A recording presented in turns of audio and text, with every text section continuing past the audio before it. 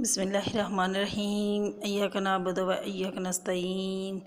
कैसे हैं आप सब लोग? अल्लाह ताला आपको हमेशा खुश रखे। आज मैं लेकर आई हूँ आपके लिए बिल्कुल सादे से यूनिक से आलू के कबाब, जिसके लिए ये आलू मैंने 2 पीस में उबाल लिए।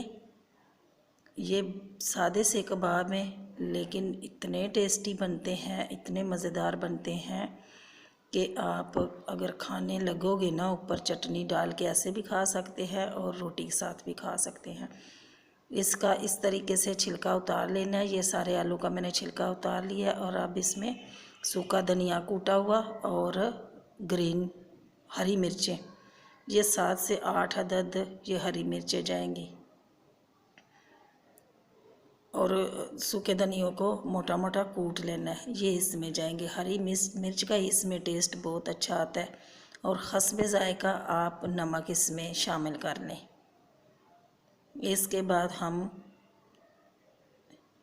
लाल मिर्च पाउडर डाल देंगे। अगर आपके पास लाल मिर्च पाउडर है वो डाल दें, अगर कुटी हुई मिर्च है तो ये डाल दें। ये 1 टेबल स्पून और 1 टीस्पून काली मिर्च। ये है जी चंद मसाले हैं।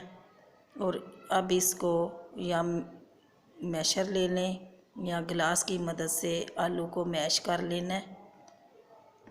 इतना मैश करना है कि इसमें कोई भी लम्स वगैरह गुठली वगैरह ना रहे।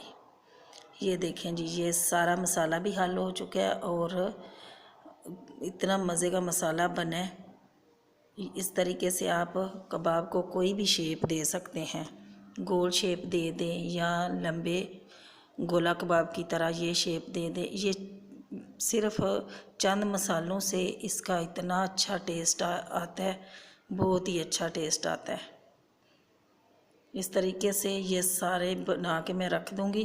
दूसरी तरफ मैंने चूल्हे पे तवा गरम कर लिया, उसके ऊपर ऑयल डाल के ये अंडे पे डिप करके इस तरीके से तवे पे फ्राई करते जाएंगे। और आंच तेज़ नहीं रखनी, ना ही ज़्यादा कम रखनी है और ना ही ज़्यादा तेज़ रखनी है। इस तरीके से एक तरफ से पक जाए तो इसकी साइड चेंज करनी है। ये देखें माशाल्लाह सुभान अल्लाह, कितने मज़ेदार कबाब बन के तैयार हुए हैं। अल्लाह ताला आपको हमेशा खुश रखे। अल्लाह ताला दुआओं में याद रखना। अल्लाह हाफिज़।